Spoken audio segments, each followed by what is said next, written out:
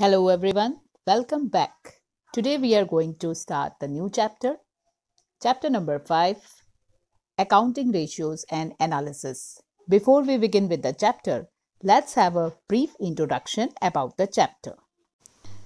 Ratio analysis is a technique of financial statements analysis and is the most widely used tool to interpret quantitative relationship between two variables of the financial statements.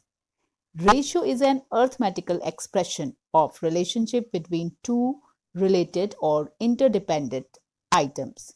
Ratios, when calculated on the basis of accounting information, are called accounting ratios.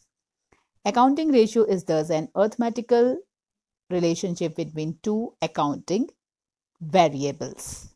Now let us understand the meaning of ratio analysis.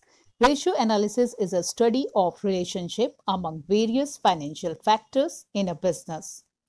Ratio analysis is a technique of analyzing the financial statements by computing ratios. In other words, ratio analysis is a process of determining and interpreting relationships between the items of financial statements to provide a meaningful understanding of the performance and financial position of an enterprise.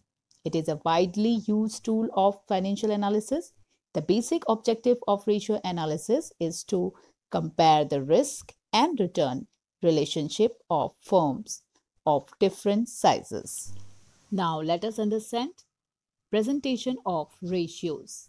The presentation of ratios can be done in different ways. These forms are as follows.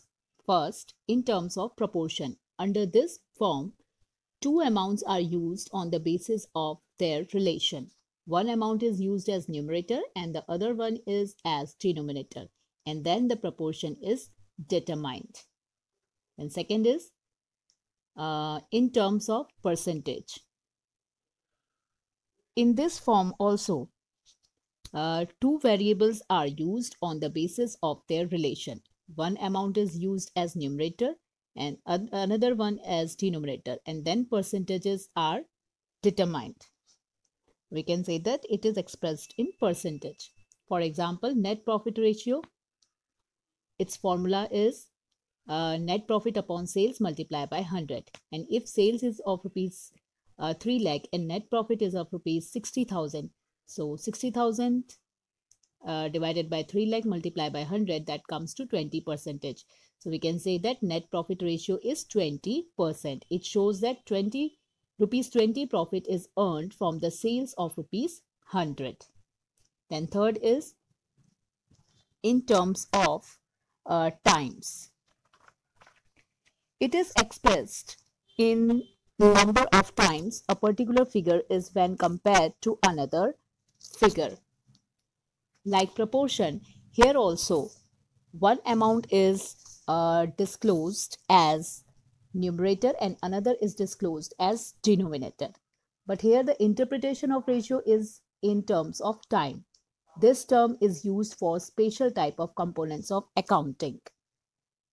Now, next is fourth one in terms of fraction. It is expressed in fraction. To determine the proportion of one component against the other component, this form is used. Now, next is in terms of days, weeks, or months. Ratios sometimes may be expressed in terms of days also. For example, the average collection period is 73 days. In accounting, through certain ratio, time period is determined. This time period is calculated in terms of days, weeks, and months. This ratio provides information about collection period and payment period. Now, let us understand classification of ratios. The classification of ratios can be done into two categories. First is traditional classification and second is functional classification. First, let us see what is traditional classification. The computation of accounting ratios is done on the basis of financial statements. In these statements, trading account, profit and loss account, and balance sheet are included. As per traditional classification, first, ratio of trading account and profit and loss account, and second, ratio of balance sheet, and third is composite ratios are covered.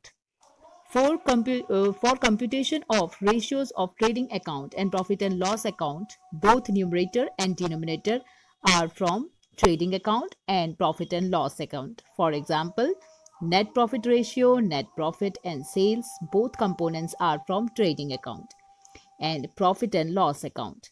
For computation of ratios of balance sheet, both numerator and denominator are from balance sheet. For example, debt equity ratio. Both components are of balance sheet. In case of third type, one component is from trading account or profit and loss account and second component is from the balance sheet. For example, fixed assets turnover. In this ratio, assets are from balance sheet and sales is from trading account. Now let us understand functional classification.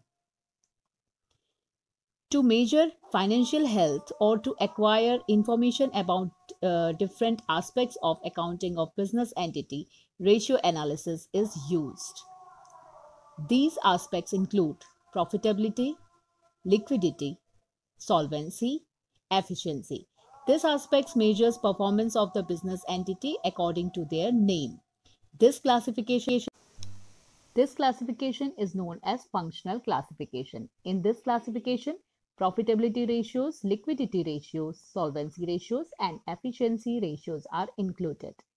Each aspect is a result of specific performance. In practice, this classification is widely used. So, here, that's all for today. In the next session, we will be learning classification of all ratios on the basis of functional classification. Thank you very much.